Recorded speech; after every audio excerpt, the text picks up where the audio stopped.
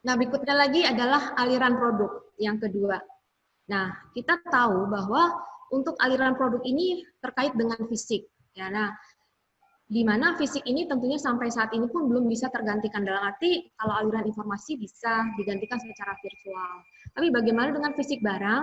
Nah, fisik barang ini tetap harus dikirimkan secara fisik. Jadi kalau kita pesan suatu produk A, ya tetap harus sampai ke tangan konsumen itu berupa fisiknya adalah produk A. Seperti itu. Nah, tapi kami memiliki sebuah platform juga, kami bangun platform ini karena kita lihat bahwa saat ini trennya adalah bahwa bisnis digital ini menjadi suatu sebuah keharusan bagi industri apabila ingin tetap relevan dan ingin sustain, ya kan. Nah, ternyata ini sangat membantu ketika pandemi seperti ini karena sebagian besar ya kan karyawan ini work from home, ya kan. Nah, tapi bagaimana aktivitas mereka ini tetap bisa dijalankan ya untuk bisnis logistik. Jadi nggak usah khawatir. Kita melihat bahwa semua kegiatan pemesanan truk ya kan ini bisa juga dilakukan secara online melalui platform ini. Jadi kegiatan para pelaku logistik pun ya kan untuk pemesanan, monitoring, kedatangan produk sampai ke tujuan, ini semua kita bisa tracking ya kan, dan kita bisa juga berkomunikasi dengan platform tersebut ya kan untuk kemudian nanti dihubungkan dengan para carrier tersebut. Jadi ini semuanya dilakukan secara online dan sehingga kita bisa melihat bahwa di sini kalau sangat tidak penting sekali ya kan, maka ini tidak perlu dilakukan yang namanya pertemuan secara fisik. Nah, kita melihat bahwa yang tadi saya katakan untuk pengiriman barang tersebut tetap harus secara fisik barang tersebut sampai ke tujuan kami, tapi kami juga selalu memastikan aliran produk tetap berjalan dengan lancar dan mengikuti prosedur keamanan personal sesuai dengan anjuran pemerintah. Jadi kami juga melakukan program-program ya kepada mitra kami, para pengemudi di lapangan, yaitu dengan memberikan masker, lalu juga vitamin agar mereka tetap sehat, lalu juga menyediakan sarana untuk mencuci tangan dan mewajibkan cuci tangan bagi setiap pengemudi yang datang ke fasilitas Ensafal. Lalu juga kami secara kontinu melakukan edukasi untuk pencegahan penularan virus corona ini. Jadi kita melakukan sosialisasi, edukasi bagaimana setelah mereka itu datang ke rumah dari perjalanan jauh, ya kan kita tidak tahu bahwa di tengah perjalanan itu mereka bertemu dengan siapa, ya kan. Nah, apakah bertemu dengan orang yang carrier membawa virus tersebut, sehingga kita melakukan sebuah edukasi bagaimana mereka sampai di rumah. Jadi ya kita berikan brosur, ya kan, mereka harus cuci tangan, ya kan, dengan sabun, mandi, keramas, cuci pakaian, sampai dengan harus istirahat yang cukup. Nah, ini adalah tanggung jawab kami kepada para mitra kami, sehingga mereka tetap merasa aman, ya kan, dan terjaga kesehatannya selama melakukan distribusi obat-obatan. Nah, lalu bagaimana dengan aliran uang? Nah, ini yang penting bagi keberlangsungan perusahaan, ya kan. Jadi jangan sampai arus informasinya sudah bagus, produknya sudah terkirim dengan bagus, dengan kualitas yang bagus, tapi ternyata arus uang masuknya bermasalah. Ya, jadi di sini kami memiliki platform yang namanya MOSPay, ya. Jadi di sini tagline-nya yaitu secure, reliable, dan safe. Nah, di sini pelanggan EMOS ya kan bisa ya kan melakukan pembayaran dengan memilih faktur serta metode pembayaran yang diinginkan. Jadi di sini bisa terlihat invoice-nya nomor berapa, kapan due date-nya, apakah sudah overdue atau belum, berapa yang outstanding pembayaran. Nah, ini semuanya bisa dilakukan dengan cara yang sangat fleksibel, sangat mudah, dan pembayarannya dilakukan secara non tunai. Jadi kalau dilihat tadi bahwa physical distancing, terus juga tanpa adanya cash ya kan, uang tunai, karena itu juga berpotensi menjadi salah satu sumber penularan. Nah, ini bisa dijembatani dengan platform ini. Jadi kami sudah bekerja sama dengan beberapa virtual account dan juga online banking ya kan, supaya transaksi ini bisa memudahkan para pelanggan kami, para mitra kami ya kan untuk melakukan pembayaran. Nah, lalu apa sih kunci sukses ya kan bagi sebuah industri yang akan melakukan transformasi digital tersebut? Yang pertama yaitu empowerment. Jadi kami memberdayakan mitra bisnis dalam mengimplementasikan transformasi digital, dan juga kami tak henti-hentinya juga mengajak ya kan para mitra kami untuk bertransformasi, karena inilah yang yang bisa membuat bisnis itu tetap relevan dan sustain. Apalagi di masa-masa pandemi seperti ini, agak berat ya kan mempertahankan suatu bisnis apabila ya kan masih menjalankan dengan cara yang lama, sehingga di sini yang tadi seperti saya katakan, kami terus ya kan memberdayakan mitra bisnis, ya kan mengajak, yang encourage, karena kami ingin sama-sama kita ini tumbuh berkembang, ya kan, sama-sama kita bisa mengatasi semua kondisi ini, ya kan, supaya bisnis tetap berjalan dengan lancar, karena ekosistem digital yang terbentuk ini tentunya untuk kebaikan semua stakeholder, kebaikan semua pemain dalam satu rantai pasok ini. Lalu berikutnya lagi adalah edukasi, ya kan? Edukasi ini sangat penting karena ketika kita bicara mengenai transformasi, transisi, ini adalah kita bicara mengenai perubahan. Jadi di sini pentingnya edukasi kepada mitra bisnis, ya kan? Kenapa? Ya kan digital itu penting, ya kan? Sejauh mana digital ini bisa membangun sebuah ekosistem yang sehat, ya kan? Untuk supaya kita bisa menciptakan, ya kan, satu kolaborasi yang begitu dahsyat sehingga semua mitra dalam satu rantai end-to-end value stream ini bisa tumbuh sehat bersama. Dan juga pentingnya sebuah kolaborasi. Tanpa adanya kolaborasi, ya kan, akan susah, ya kan, kita menjalankan sebuah perubahan yang cukup besar. Jadi di sini kami berkolaborasi, bekerja sama dengan mitra bisnis, ya kan. Jadi misalnya tadi dengan adanya Moz Health, kemudian juga Emos, ya kan, tidak perlu para mitra ini membangun sebuah sistem online sendiri, ya kan, karena ini akan memakan waktu, memakan tenaga yang cukup panjang, sehingga kita bisa bekerja sama, berkolaborasi, ya kan, terus kemudian juga bisa saling mendukung, ya kan, untuk sama-sama membuat sebuah ekosistem yang handal. Lalu juga agility, ya, perlu bergerak cepat, ya kan, karena bagaimanapun apalagi di situasi saat ini, ya kan, membutuhkan kita betul-betul agile, betul-betul lincah, adaptif terhadap sebuah perusahaan, ya kan. Jadi ya kita harus senantiasa ya selalu membuat organisasi ini menjadi sesuatu yang lincah bergerak, adaptif, ya kan, sehingga kita bisa survive, ya kan, di tengah situasi yang ya kita tidak tahu, mudah-mudahan segera berakhir, ya kan, tapi situasi seperti ini salah satunya bisa diatasi dengan apabila kalau kita ini secara fleksibel, secara adaptif, ya kan, bisa menyesuaikan dengan kondisi yang ada. Nah, lalu kesimpulannya, ya kan, transformasi digital ini dapat membantu perusahaan ini dalam berperan aktif mendukung program pemerintah untuk mencegah penyebaran virus. Karena tadi ya, jadi physical distancing dikurangi, ya kan, semuanya bisa dijalankan dari rumah, ya kan, bisnis tetap berjalan, ya kan, mitra-mitra kami juga sehat karena ya tadi ada edukasi, ya kami berikan masker, vitamin untuk para mitra yang ada di lapangan, ya, yang bertanggung jawab untuk menyampaikan barang-barang tersebut sampai ke konsumen. Lalu juga dengan adanya transformasi digital ini bisa berperan aktif dalam membangun masyarakat Indonesia yang sehat.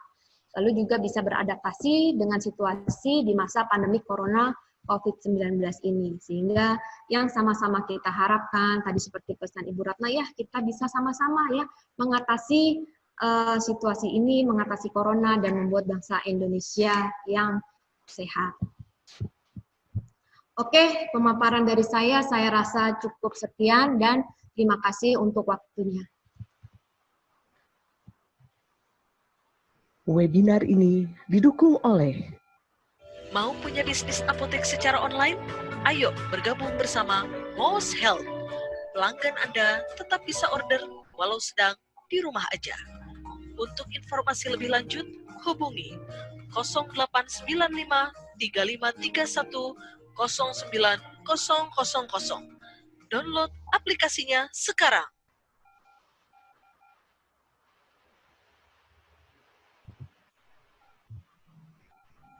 Baik, terima kasih Bu Berti untuk presentasinya. Jadi kita akan mulai ke sesi diskusi. Cuman saya masih ada sedikit pesan tadi dari Bu Ratna, saya jadi tergelitik Ibu.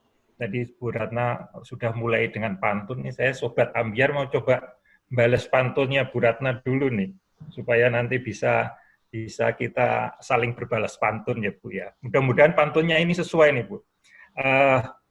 Saya coba pantunnya buat Bu Ratna dan semua sejawat dan pembicara yang ada di sini. Masa pandemik, hindari pergi ke pasar. Rindu mendalam, kesempatan telepon pacar.